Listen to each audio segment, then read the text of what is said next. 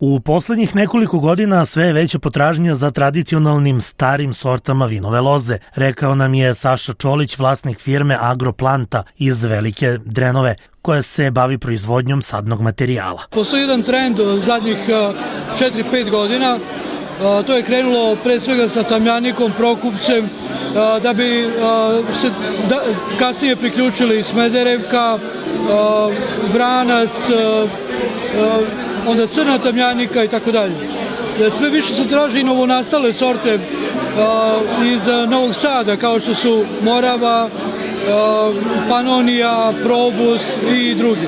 Čolić kaže da vinogradari treba da se baziraju na našu tradiciju, tačnije na uzgoj domaćih sorti vinove loze. Ono što čujemo od svojih klijenata, od kupaca, da kada dođu ljudi iz inostranstva i kad hoće da probaju nešto autentično naše, znači dosta im je više Chardonnaya, Caberneta i ostalih internacionalnih sorti koje mogu da probaju svuda u svetu, hoće nešto autentično naše.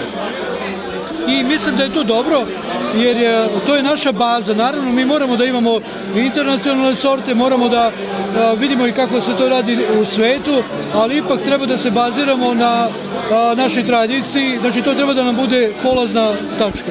Velika Drenova prepoznatljiva je po proizvodnji sadnog materijala. Firma Agroplanta je porodična firma koja godišnje proizvede oko 50.000 voćnih sadnica i oko 100.000 loznih kalemova. Preko 90% plasiramo u Srbiji, znači vrlo malo ide u izvoz i uglavnom proizvodimo sopstvenim snagama, znači ono koliko jedna porodica može da proizvede. U firmi smo brat, ja, naše porodice i naši roditelji, ukupno 9 članova.